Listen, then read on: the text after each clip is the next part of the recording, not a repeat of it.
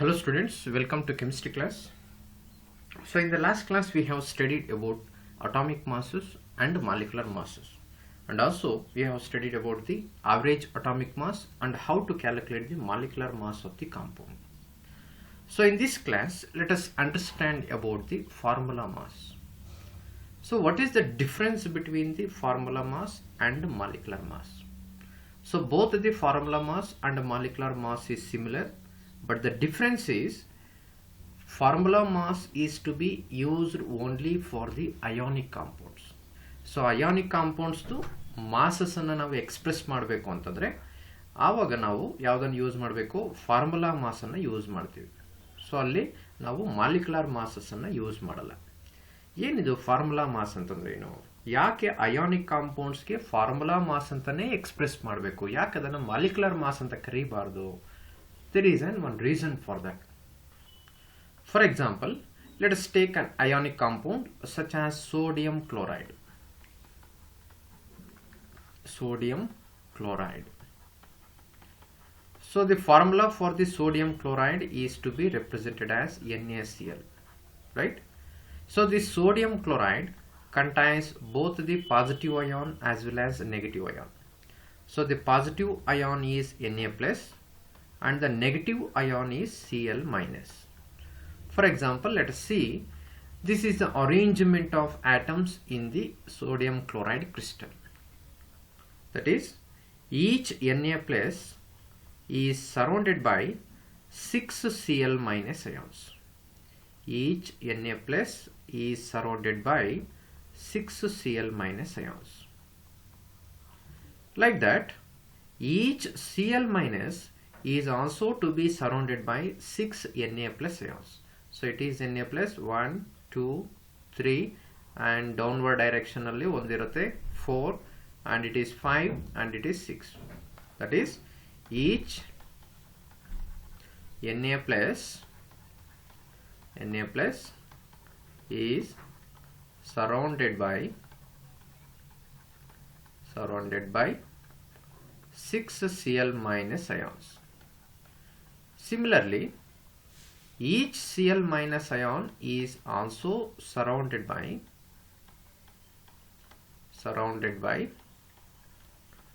6 Na plus ions. 6 Na plus ions. So the ratio of Na plus and Cl minus ions.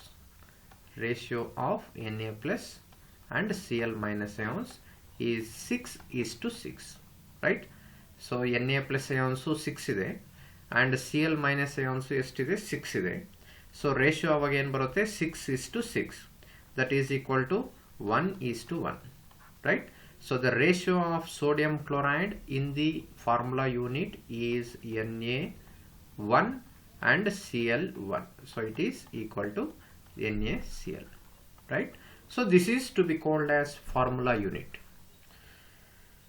That is, these ionic compounds do not exist as discrete molecule. Therefore, their empirical formula just to indicate the relative proportion of each other. That is the proportion of the ions or atoms present in a molecule. So in the sodium chloride, the proportion of the atoms is 1:1. That is, it contains one cation and one anion. Then let us calculate the formula mass of the sodium chloride. Formula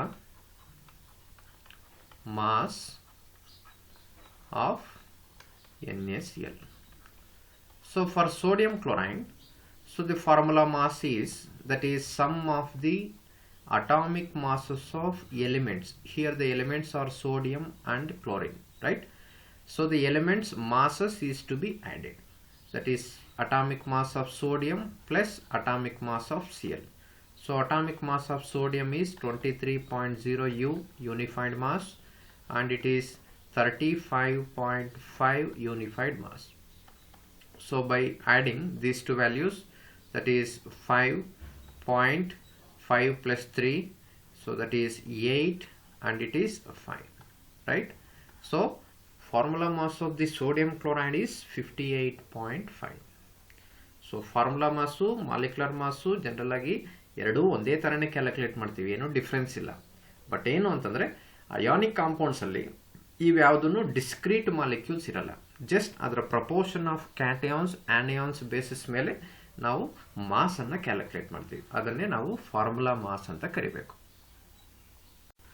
that is for molecules like H2O, acetic acid CH3COOH, and methane CH4, and H2SO4, that is sulfuric acid HNO3. So for this type of molecules, the mass of the molecule is to be expressed as molecular mass. And the ionic compounds like NaCl, potassium chloride, KCl, cesium chloride. For these type of compounds, the mass of the compound is to be expressed as formula mass. ಅಂದರೆ ಇವೆಲ್ಲನೂ discrete molecules ಆಗಿ ಸಿಗುತ್ತೆ. ಅಂದರೆ it contains a fixed ratio of atoms, that is 2:1. ಇದು fixed ರೇಷಿಯೋದಲ್ಲೇ ಸಿಗುತ್ತೆ. ಅಂದರೆ H2O ಅಂತಂದರೆ ಒಂದು ಮಾಲಿಕ್ಯೂಲ್ ಮಾತ್ರನೇ. ನೆಕ್ಸ್ಟ್ ಇನ್ನೊಂದು H2O ಮಾಲಿಕ್ಯೂಲ್ ಅಂತಂದರೆ ಅದರಲ್ಲೂ H2O ಅಂದರೆ 2 ಹೈಡ್ರೋಜನ್ಸ್ 1 ಆಕ್ಸಿಜನ್ ಇರುತ್ತೆ. ಬಟ್ ಆದರೆ NaCl ಅಲ್ಲಿ ಆ ಥರ ಡಿಸ್ಕ್ರೀಟ್ ಮಾಲಿಕ್ಯೂಲ್ಸ್ ಇರಲ್ಲ. ಸೊ ಅದರಲ್ಲಿ ಪ್ರತಿ Na+ಗೂ certain number of Cl- ions link ಆಗಿರುತ್ತೆ, ಆ್ಯಂಡ್ ಪ್ರತಿ Cl- certain number of Na+ ions link ಆಗಿರುತ್ತೆ. ಸೊ ಅದಕ್ಕೆ ನಾವು ಇದನ್ನು ಎಕ್ಸ್ಪ್ರೆಸ್ ಮಾಡುವಾಗ ಸೊ ಏನಂತ ಕರಿಬೇಕು, ಫಾರ್ಮುಲಾ ಮಾಸ್ ಅಂತ ಕರಿಬೇಕು. So for the ionic compounds, mass of the cations and anions is to be expressed as formula mass. And next concept, that is mole concept. So the word mole is nothing but heap. So mole antandre idar artha enu antandre heap anta artha. So this word was introduced by William Ostwald. So William Ostwald ಅನ್ನೋರು so ಈ ವರ್ಡನ್ನು introduce ಮಾಡಿದರು. Mole ಅನ್ನೋ ಕಾನ್ಸೆಪ್ಟನ್ನು use ಮಾಡಿದರು. ಏನಿದು mole ಅಂತಂದರೆ ಏನು, ಯಾಕೆ ಇದನ್ನು ಯೂಸ್ ಮಾಡ್ತೀವಿ? ಜನರಲ್ ಆಗಿ ನಾವು ಯಾವುದೇ ಒಂದು ಅಮೌಂಟ್ ಆಫ್ ಸಬ್ಸ್ಟೆನ್ಸನ್ನು ಎಕ್ಸ್ಪ್ರೆಸ್ ಮಾಡಬೇಕು ಅಂತಂದರೆ ನಾವು ಯೂಸ್ ಮಾಡುವಂಥ ಯೂನಿಟ್ಸ್ ಯಾವುದು ಅಂತಂದರೆ, ಸಾಲಿಡ್ಸ್ ಏನಾದರೂ ಆಗಿದ್ದರೆ ಕಿಲೋಗ್ರಾಮ್ಸಲ್ಲಿ ಎಕ್ಸ್ಪ್ರೆಸ್ ಮಾಡ್ತೀವಿ. ಅದೇ ಏನಾದರೂ ಸ್ಮಾಲ್ ಯೂನಿಟ್ಸಲ್ಲಿ ಎಕ್ಸ್ಪ್ರೆಸ್ ಮಾಡಬೇಕು ಅಂತಂದರೆ ಅಮೌಂಟ್ ಕಡಿಮೆ ಇದ್ದರೆ ಗ್ರಾಮ್ಸಲ್ಲಿ ಎಕ್ಸ್ಪ್ರೆಸ್ ಮಾಡ್ತೀವಿ, ಇಲ್ಲ ಮಿಲಿಗ್ರಾಮ್ಸನ್ನು ಯೂಸ್ ಮಾಡ್ತೀವಿ. ಅದೇ ಥರ ಲಿಕ್ವಿಡ್ಸ್ ಏನಾದರೂ ಇದೆ ಅಂತಂದರೆ ಯೂಸ್ ಮಾಡುವಂಥ ಯೂನಿಟ್ ಯಾವುದು ಅಂತಂದರೆ ಲೀಟರ್ಸ್. ಸೊ ಇದನ್ನ ಸ್ಮಾಲ್ ಯೂನಿಟ್ಸ್ ಎಲ್ಲ ಏನಾದರೂ ಇದ್ದರೆ ಮಿಲಿ ಲೀಟರ್ಸಲ್ಲೂ ಎಕ್ಸ್ಪ್ರೆಸ್ ಮಾಡ್ತೀವಿ ಅಲ್ವಾ. ಸೊ ಈ ಯೂನಿಟ್ಸನ್ನು ಏನಕ್ಕೆ ಯೂಸ್ ಮಾಡ್ತೀವಿ? It is use to express the amount of substance general ಆಗಿ ಯೂಸ್ ಮಾಡುವಂಥ ಯೂನಿಟ್ಸ್. ಸೊ ಅದೇ ಥರ ನಾವು ಕೆಮಿಸ್ಟ್ರಿಯಲ್ಲೂ ಅಮೌಂಟ್ ಆಫ್ ಸಬ್ಸ್ಟೆನ್ಸನ್ನು ಎಕ್ಸ್ಪ್ರೆಸ್ ಮಾಡೋದಕ್ಕೆ ಒಂದು ಸಿಂಪಲ್ ವರ್ಡನ್ನು ಯೂಸ್ ಮಾಡ್ತೀವಿ, that is to be called as mole. So mole is a unit of measurement used in chemistry to express the amount of a chemical substance. That is, mole is unit of measurement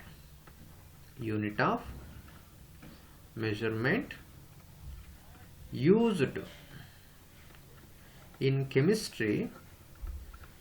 in chemistry to express. ಯಾವುದಕ್ಕೆ ನಾವು ಇದನ್ನು ಕೆಮಿಸ್ಟ್ರಿಯಲ್ಲಿ use ಮಾಡ್ತೀವಿ ಅಂತಂದರೆ, in order to express amounts of substance or chemical substance.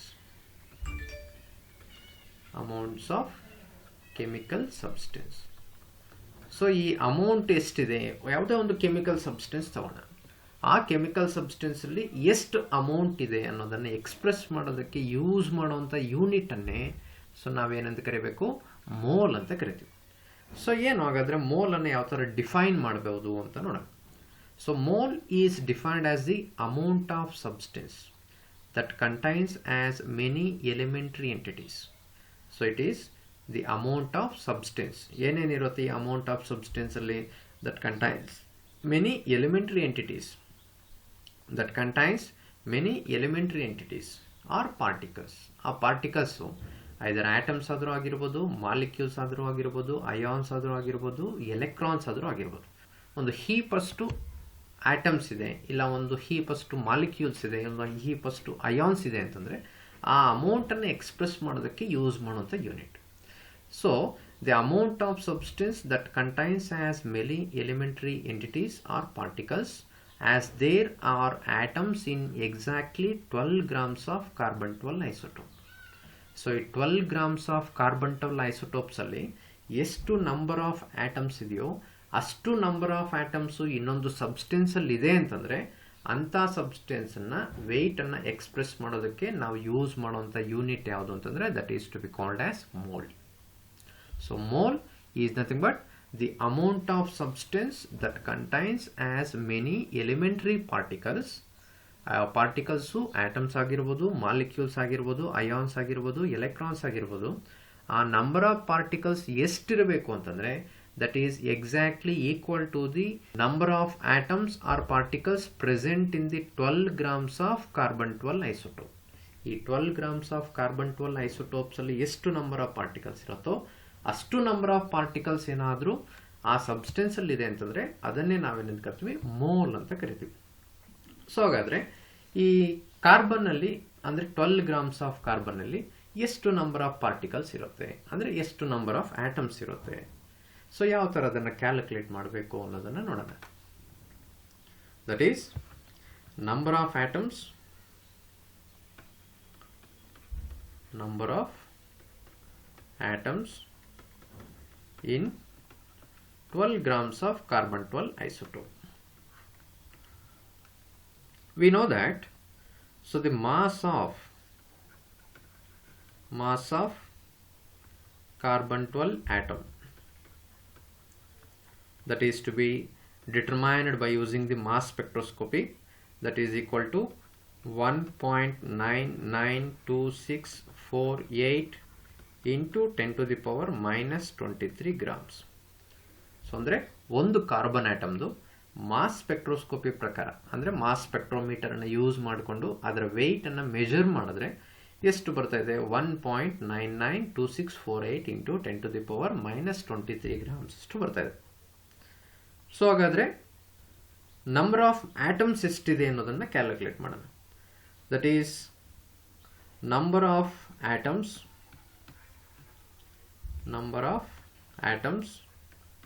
in carbon-12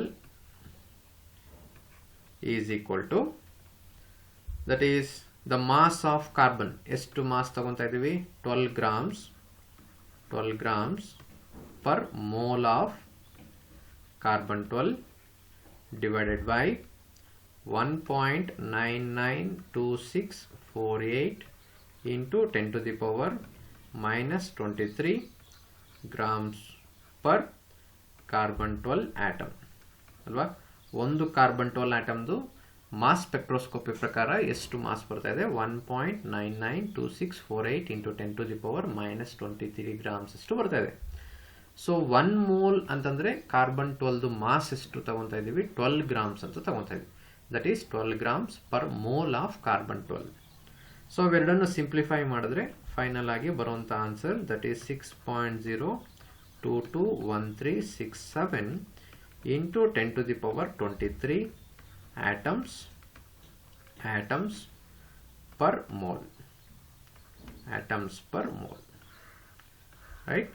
So 6.0221367 ಅದನ್ನು simple ಆಗಿ ನಾವು 6.023 into 10 to the power 23 atoms per mole ಅಂತ represent ಮಾಡ್ತೀವಿ.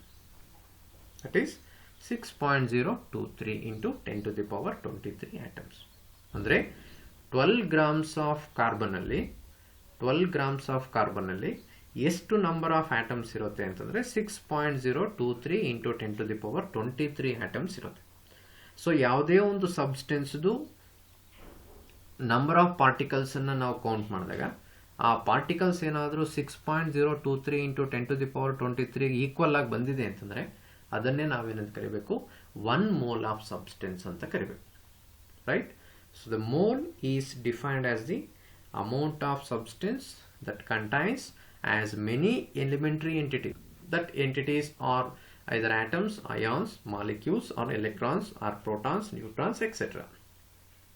So as there are atoms in exactly 12 grams of carbon-12 isotope. So the standard number 6.023 into 10 to the power 23 is to be called as Avogadro number. That is 6.023 into 10 to the power 23 atoms per mole, right? So carbon 12, that is 12 grams of carbon contains 6.023 into 10 to the power 23 atoms per mole. So the standard number, that is 6.023 into 10 to the power 23 is called as Avogadro number. Avogadro number. So symbolically it is to be represented by using the capital N and capital A. That is, A is to be represented by using the small size. So this Avogadro number is in the honor of Avogadro. That is, Avogadro is not gave this number, but it is to be called as Avogadro number on the honor of Avogadro. Therefore, 1 mole of any substance, that is 1 mole of any substance, 1 mole of any substance contains 6.023 into 10 to the power 23 atoms or molecules or ions or protons, neutrons, etc. So 1 mole of any substance contains Avogadro number of particles. ಯಾವುದೇ ಒಂದು 1 mole of substance ಅಂತ ತಗೊಂಡಿದ್ದೀವಿ ಅಂತಂದ್ರೆ 1 mole of substance ಅಲ್ಲಿ ಎಷ್ಟು number of particles ಇರುತ್ತೆ ಅಂದ್ರೆ Avogadro number of particles ಇರುತ್ತೆ. ಅಂದ್ರೆ ಇವಾಗ 1 mole ಅಂತಂದ್ರೆ ಅದರ ವ್ಯಾಲ್ಯೂ ಗೊತ್ತಾಯ್ತು. ಸೊ 1 mole ಅಂತಂದ್ರೆ ಏನು? For example let us take 1 mole of hydrogen. So 1 mole of hydrogen. So 1 mole of hydrogen ಅಂತಂದ್ರೆ ಏನು? ಅದರ ಮಾಸ್ ಎಷ್ಟಿಗೆ ಈಕ್ವಲ್ ಆಗಿರುತ್ತೆ? That is atomic mass of hydrogen is 1.008 or 1, right? So atomic mass ಅನ್ನು ನಾವು grams ಅಲ್ಲಿ express ಮಾಡಿದ್ರೆ ಅದನ್ನ gram atomic mass ಅಂತ ಕರಿತೀವಿ. So 1 gram of hydrogen is equal to 1 mole of hydrogen. 1 gram of hydrogen ಅಂತಂದ್ರೂ ಒಂದೇ, 1 mole of hydrogen ಅಂತಂದ್ರೂ ಒಂದೇ. That contains 6.023 into 10 to the power 23 atoms of hydrogen. Atoms of hydrogen ಅಂತಂದ್ರೂ ಒಂದೇ, right? So ಅಂದರೆ ಯಾವುದೇ ಒಂದು 1 mole of substance ಅಂತ ಬಂದಾಗ ಆಟಮ್ಸ್ ಆಗಿದ್ರೆ ಅಟಾಮಿಕ್ ಮಾಸ್ ತಗೊಂಡಿರ್ತೀವಿ, ಮಾಲಿಕ್ಯೂಲ್ ಏನಾಗಿದ್ರು ಆಗಿದ್ರೆ molecular mass ತಗೊಂತೀವಿ.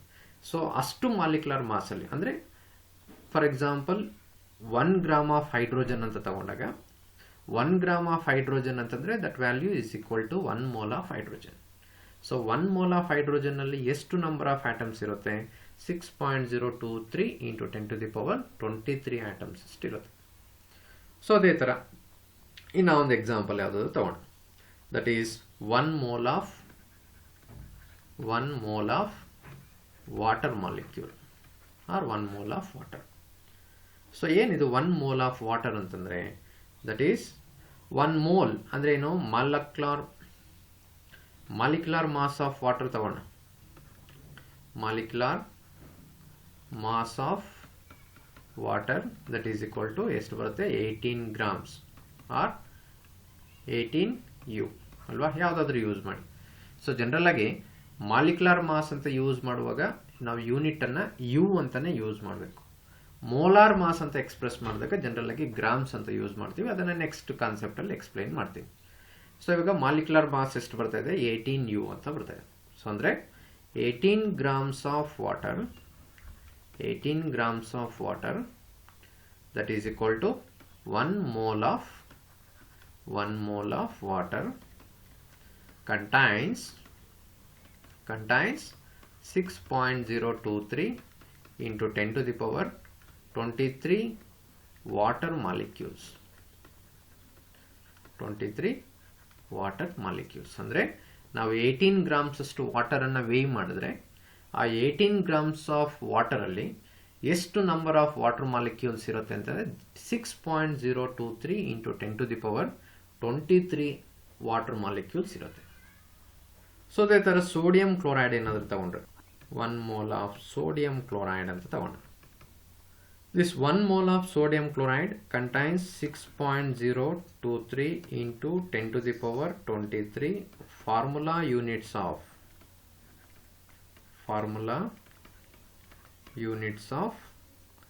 sodium chloride.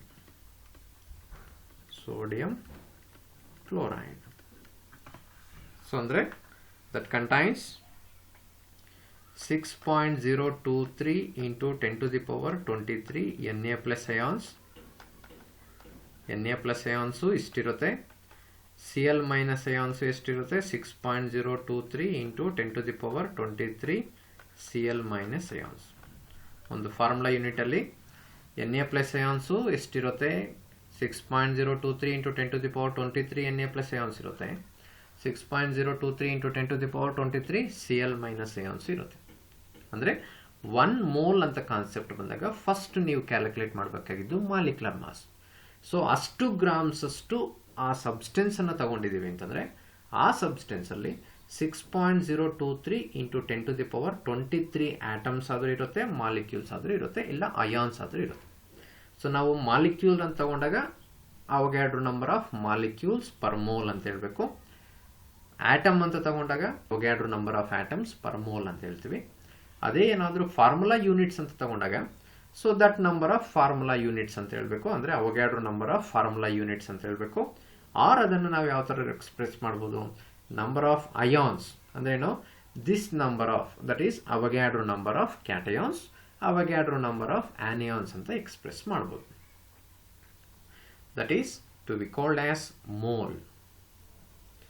And the mass of 1 mole of substance in grams is to be called as molar mass.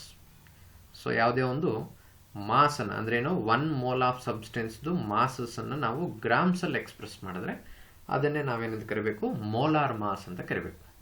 ಅಂದ್ರೆ ಇಲ್ಲಿ ಮಾಲಿಕ್ಯುಲರ್ ಮಾಸ್ಗೂ ಮೋಲಾರ್ ಮಾಸ್ಗೂ ಇರುವಂತ ಡಿಫ್ರೆನ್ಸ್ ಏನು ಅಂತಂದ್ರೆ ಮಾಲಿಕ್ಯುಲರ್ ಮಾಸ್ ಅಲ್ಲಿ ನಾವು ಯಾವುದೇ ಒಂದು ಮಾಸ್ ಅನ್ನು ಕ್ಯಾಲ್ಕುಲೇಟ್ ಮಾಡಿದ್ರೆ ಅಂದ್ರೆ ಫಾರ್ ಎಕ್ಸಾಂಪಲ್ H2O ಅಂತ ತಗೊಂಡ್ರೆ ಸೊ ಇದರ ಅಟಾಮಿಕ್ ಮಾಸಸ್ ಅನ್ನು ಆಡ್ ಮಾಡ್ತೀವಿ.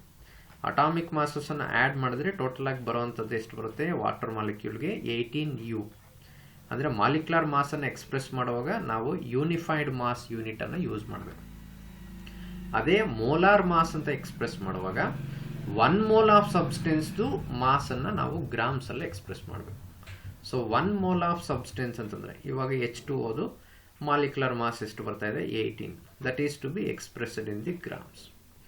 So the 1 mole of substance to be expressed in the grams are to be called as molar mass. It is to be called as molar mass. That is 18 grams per mole.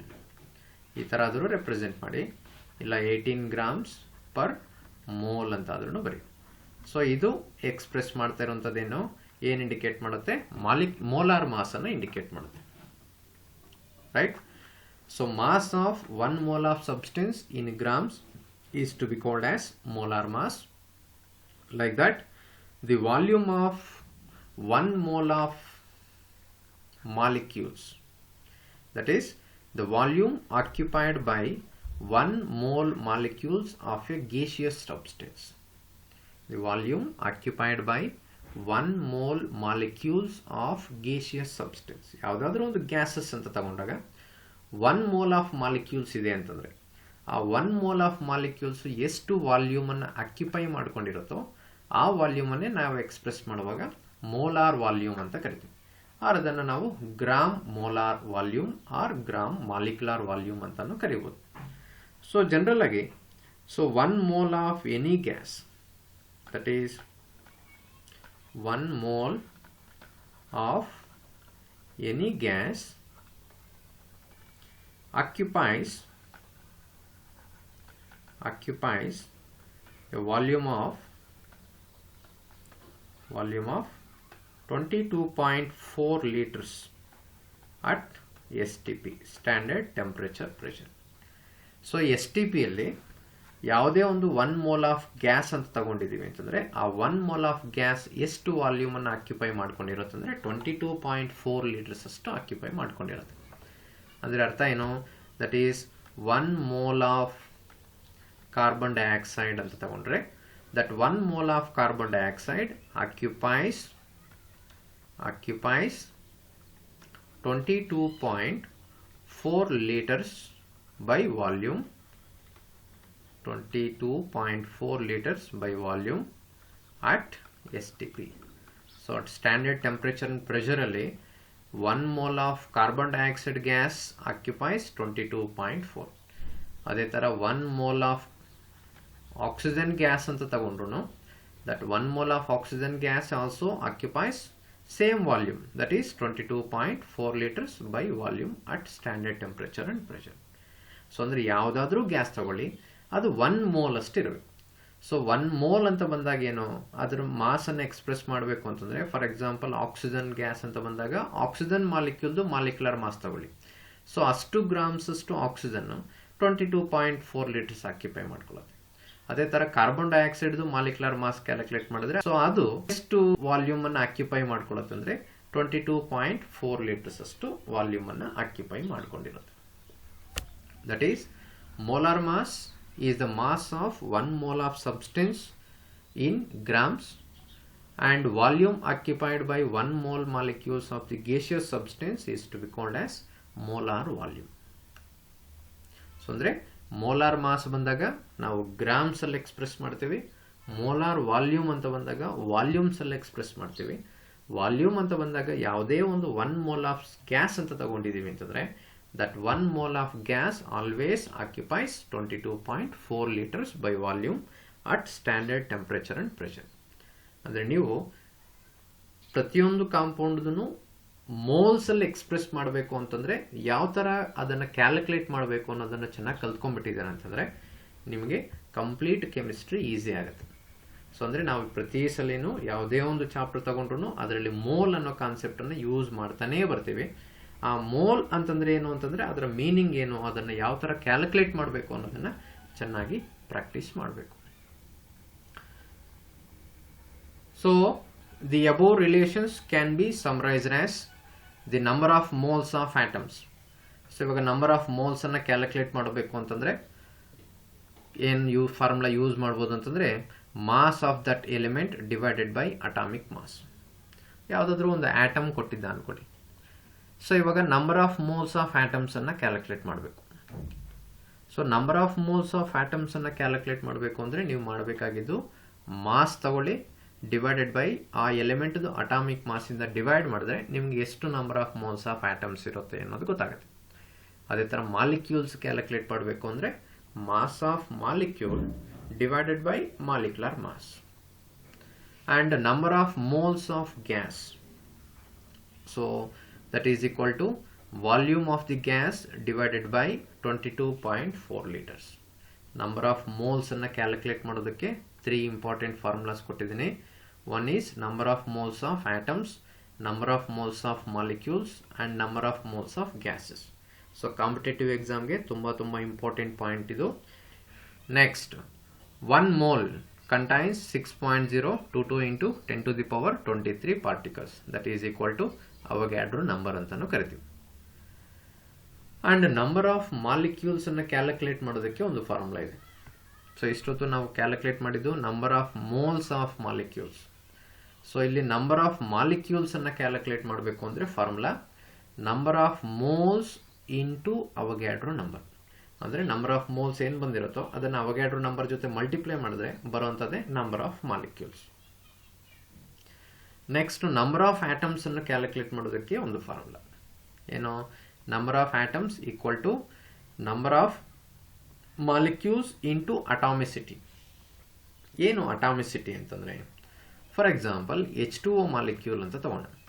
So ಈ H2O ಮಾಲಿಕ್ಯೂಲ್ದು ಅಂದರೆ ಅವನು ಏನೋ ಒಂದು number of molecules ಕೊಟ್ಟಿರ್ತಾನೆ. ಅದರಲ್ಲಿ ಅಟಾಮಿಸಿಟಿ ಅಂತ ಬಂದಾಗ number of atoms ಎಷ್ಟಿದೆ ಅನ್ನೋದನ್ನು ನೋಡ್ಕೋಬೇಕು. ಏನು ನಂಬರ್ ಆಫ್ ಆಟಮ್ಸ್ ಎಷ್ಟಿದೆ? ಇವಾಗ ಹೈಡ್ರೋಜನ್ ಅಂತ ತಗೊಂಡಾಗ ಎಷ್ಟು ಆಟಮ್ಸ್ ಇದೆ? 2 ಹೈಡ್ರೋಜನ್ ಆಟಮ್ಸ್ ಇದೆ ಅಲ್ವಾ. ನಂಬರ್ ಆಫ್ ಆಟಮ್ಸ್ ಅಂತ ಬಂದಾಗ ಹೈಡ್ರೋಜನ್ಸ್ ಕ್ಯಾಲ್ಕುಲೇಟ್ ಮಾಡಿ ಅಂತಂದರೆ ಅಟಾಮಿಸಿಟಿ ಎಷ್ಟು ತೊಗೊತೀವಿ? 2 ಅಂತ ತೊಗೊತೀವಿ. ಅದೇ ಆಕ್ಸಿಜನ್ ಆಟಮ್ಸ್ದು ನಂಬರ್ ಆಫ್ ಆಟಮ್ಸ್ ಕ್ಯಾಲ್ಕುಲೇಟ್ ಮಾಡಿ ಅಂತ ಕೇಳಿದ್ದಾನೆ ಅಂತಂದರೆ ಅವಾಗ ಅಟಾಮಿಸಿಟಿ ಎಷ್ಟು ತಗೋಬೇಕು? 1 ಅಂತ ತಗೊತೀವಿ. ಸೊ 1 ಯಾವುದಕ್ಕೆ ತಗೊತೀವಿ? For oxygen. ಆಕ್ಸಿಜನ್ಗೆ ಅಟಾಮಿಸಿಟಿ ಎಷ್ಟಿದೆ? ನಂಬರ್ ಆಫ್ ಆಟಮ್ಸ್ ಎಷ್ಟಿದೆ? 1 ಇದೆ. ಅದೇ ಹೈಡ್ರೋಜನ್ ಆಟಮ್ಸ್ ಅಂತ ಬಂದಾಗ ಅಟಾಮಿಸಿಟಿ ಅಂತ ತಗೊತೀವಿ? 2 ಅಂತ ತಗೊತೀವಿ. That is number of atoms is equal to number of molecules into atomicity. So ಈ ಕಾನ್ಸೆಪ್ಟ್ಸನ್ನು ನೀವು ಚೆನ್ನಾಗಿ ಅರ್ಥ ಮಾಡ್ಕೊಂಬಿಟ್ಟಿದ್ದೀರಾ ಅಂತಂದರೆ ಸ್ಟೋಕಿಯೋಮೆಟ್ರಿಕ್ ಕ್ಯಾಲ್ಕುಲೇಷನ್ಸ್ ಅಂದರೆ ಕಾಂಪಿಟೇಟಿವ್ ಅಲ್ಲಿ ಪ್ರತಿ ವರ್ಷನೂ ಮಿನಿಮಮ್ 2 ಕ್ವಶನ್ ಆದ್ರೂ ಈ ಮೋಲ್ ಕಾನ್ಸೆಪ್ಟ್ ಮೇಲೆ ಕ್ವಶನ್ಸ್ ಕೊಡ್ತಾನೆ. ಕೆಸೆಟಲ್ಲೂ ಕೊಡ್ತಾನೆ, ನೀಟಲ್ಲೂ ಕೊಡ್ತಾನೆ, JEEಯಲ್ಲೂ ಕೊಡ್ತಾನೆ. ಸೊ ಈ ಮೋಲ್ ಕಾನ್ಸೆಪ್ಟನ್ನು ಚೆನ್ನಾಗಿ ಅರ್ಥ ಮಾಡ್ಕೊಂಡ್ಬಿಟ್ಟು ಚೆನ್ನಾಗಿ ಪ್ರಾಕ್ಟೀಸ್ ಮಾಡಿ ಕಾಂಪಿಟೇಟಿವ್ ಕ್ವಶನ್ಸ್ ಏನೇ ಬಂದ್ರೂ ಈ ಚಾಪ್ಟ್ರಲ್ಲಿ ಈಸಿಯಾಗಿ ನೀವು ಸಾಲ್ವ್ ಮಾಡ್ಬೋದು.